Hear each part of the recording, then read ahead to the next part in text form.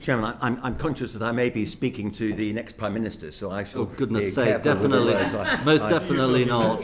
But most definitely not. Following on from the answers that the Secretary of State did give, or perhaps didn't give, to my colleague, Bradley Thomas, can I ask him, is there any inhibition, other than his own desire, not to publish the documents to which reference has been made? I've given an answer. I don't have anything more to add to the answers I gave. Okay, because this is significant, because the Secretary of State will recall that the United States, one of their concerns about Mr. Mandelson's appointment as our ambassador to the United States was his close relationship with China. And there's a report in today's paper that on a visit to China, Mandelson tried to get away from officials and to have private meetings with members of the Chinese Communist Party.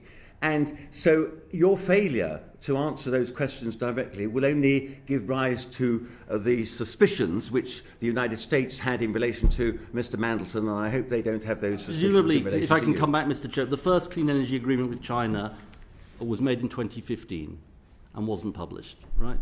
So we're just following the previous practice. So I suspect, maybe you've just got that suspicion that there's been this big conspiracy as you see it. I honestly think it's sort of, it's really clutching at straws, but I think I've given the answer. Okay. So you have announced the most massive expansion of solar panel investment. 95% of the solar panels which we use in this country are imported from China. By expanding solar panels, then we are increasing our dependency upon China. The same is true in relation to wind turbine blades. In answer to questions on that in the Commons, you said that we were going to try and develop our own manufacturing capability in relation to turbine blades. Well, but you haven't said anything about how we're going to reduce our dependency on Chinese solar panels. Perhaps you can tell us. Well, look, we inherited a situation where you are right to say that the solar industry across the world, and indeed in relation to the UK, was dominated by China. Unlike the previous government, we actually want to develop UK supply chains, which is why we've had the clean industry bonus, which is going to invest billions of pounds, or lever in billions of pounds of private investment in clean energy supply chains. And it's not true to say that we don't have any domestic manufacturing, because Siemens in Hull provides precisely that domestic manufacturing. Now, we want more of it. And one of the things that I've done at my department is turn it from simply an energy policy department into an energy policy and industrial policy department, where we are working on developing those supply chains through our clean industry bonus, through Great British Energy, through the National Wealth Fund. And if you're asking me, do we also want to see investment in the solar industry domestically? Yes.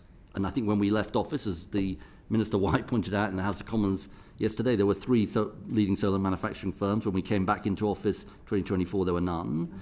But also, we do want to build up our domestic industry in other areas so that we diversify our supply chains. Okay. So why, when you made your announcement yesterday allowing all these extra solar farms, why did you not put in a requirement that those solar farms should be built using British-built solar panels rather than imported? Because we don't have the industry. Because of the failure of your government. But wouldn't, if you announced that as an industrial policy, then that would help generate the industry that's necessary? Because at the moment, a solar panel from China is about a fifth or a third of the price of one which is produced in our own country. Well, Mr. Chope, Sir Christopher, I beg your pardon. I think if we did that, you'd say, why are you raising bills for everybody in this country?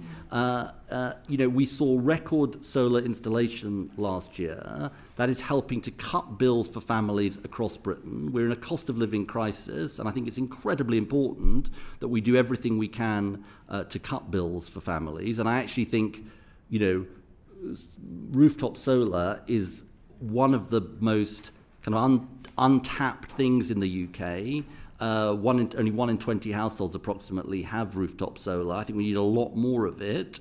I also think we need to find ways of diversifying our supply chain, but I'll be honest with you, it's going to take time because of the inheritance that we've had, because I'm afraid the last government was completely asleep at the wheel. So whether it's in solar or potentially more fruitfully in other industries where there isn't the same dominance, we need to develop that potential. The costs of subsidising solar and wind and other renewables is being borne by the consumer. And you made a big thing about reducing bills by £150. But after that announcement was made, Ofgem said that bills would increase by £108 by 2031 just because of the need to invest extra in transmission. So far from the bills coming down by £150, they're going to be coming down next to nothing by 2030, compared with your pledge to the electorate prior to the last general election of reducing bills by £300. Your question faces in so many different directions at once, Sir Christopher, I say with the greatest of respect, that it's hard to follow. You're both saying that the cost of solar is too low, that it's too high, that it's going to lower bills, that it's going to raise bills. You'll have to clarify your question. What I'm saying is that you're putting subsidies into solar, you're putting subsidies into wind, you're putting subsidies into requiring... You're really wrong about that. Increasing almost to a total dependency upon electricity rather than utilising our gas resources. And it brings me to maybe one of my final question. Is that I just want to interject on... You did ask a question, so let me answer it just for the sake of clarity.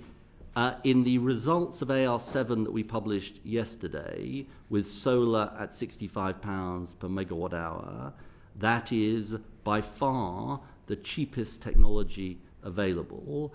If you are a fan of gas as a solution, that would be by comparison £147 per megawatt hour to build and operate. So I just want to say to you that you are 100% dead wrong. I say that with the greatest of respect, obviously, in saying that somehow we are subsidising solar because it's the cheapest power source at our disposal. Well, I mean, the sun hasn't shone for the last month, so that's by the by. But can I say the NESO statistics? Even when the sun is shining, I'm not going to blame you for that, okay? NESO statistics. Christopher, this is your last question. It is my last question. There is a headline: "Not blamed for sun not shining." That's extremely generous. Yeah. Okay. But according to NESO statistics, by 2030, under the Clean Power Plan, the United Kingdom's gas import dependency will still be 70%.